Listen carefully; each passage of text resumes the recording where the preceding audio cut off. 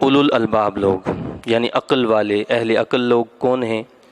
فرمایا کہ وہ زمین و آسمان کی تخلیق میں غور و فکر کرتے ہیں، تدبر کرتے ہیں،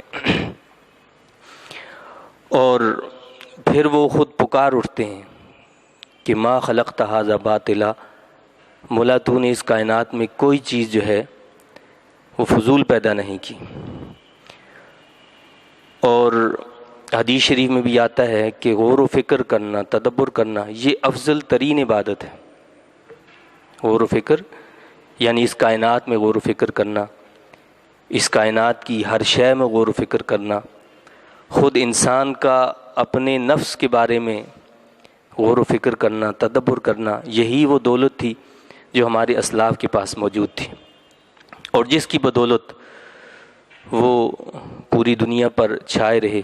ظاہر ہے کہ غور و فکر تدبر کا مطلب یہ نہیں ہوتا کہ انسان غور و فکر کرتا ہی رہتا ہے بس، مطلب اس کا عملی اس کو جامہ بھی پہناتا ہے، نئی نئی ایجادات۔ اس غور و فکر کا مقصد جو ہوتا ہے ایک مومن کی کا جو غور و فکر ہوتا ہے کہ وہ اپنے خالق سے اور زیادہ قریب ہو جاتا ہے، یعنی ہر شے کی تہ میں پہنچنے سے اپنے رب کا اس کو اور زیادہ قرب حاصل ہو جاتا ہے، اور اس کی روح پکار اٹھتی ہے کہ مولا تیری اس کائنات کی ہر شے عجیب ہے، اور کیسے کیسے نمونے تو نے اس دنیا کے اندر پیدا کیے ہیں۔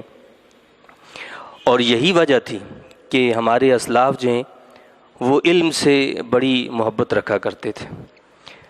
برطانیہ کا ولی عہد شہزادہ چارلس جو ہے اس نے اس بات کو خود لکھا، اس نے کہا کہ اسلام نے علم کی حفاظت اور ترویج میں نمایاں کردار ادا کیا ہے۔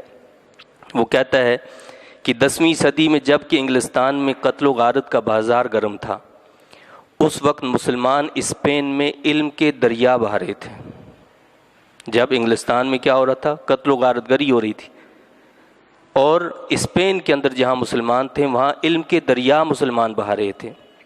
اس وقت قرطبہ یورپ کا مہذب ترین شہر تھا، اور صرف بادشاہ کی لائبریری میں 4 لاکھ کتابوں کا ذخیرہ تھا۔ بادشاہ، سمجھتے ہیں آپ نا کہ بادشاہ کی لائبریری میں 4 لاکھ کتابیں تھیں۔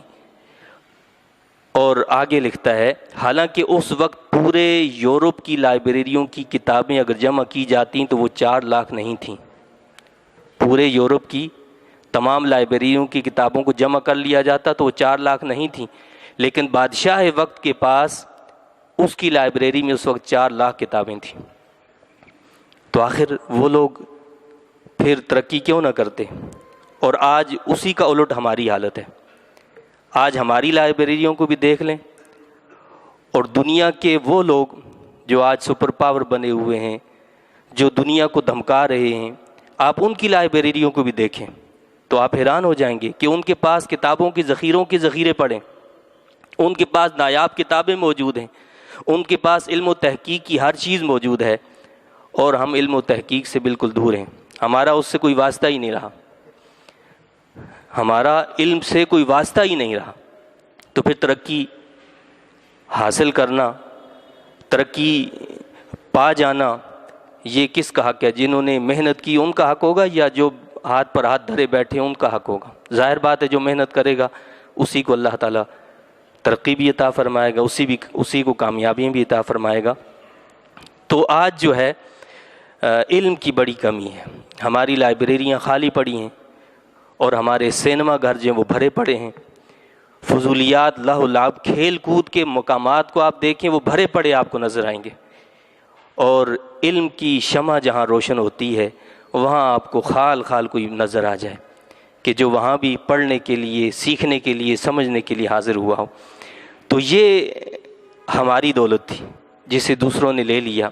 آج بھی اگر ہم یہ چاہتے ہیں کہ ہم دوبارہ سے اپنا وہ وقار بحال کر لیں، وہ عزت ہمیں دوبارہ سے مل جائے، تو اس کے لیے بنیادی چیز علم ہے، غور و فکر، تدبر ہے۔ وہ علم کس سے حاصل ہوگا؟ وہ ان چیزوں کو پڑھنے سے، تحقیقات کو حاصل کرنے سے، تدبر کرنے سے، غور کرنے سے، ان اصولوں، ان بنیادوں پر جب ہم تدبر کریں گے، غور کریں گے، تو انشاءاللہ تعالیٰ اس کے فوائد بھی پھر ضرور حاصل ہوں گے۔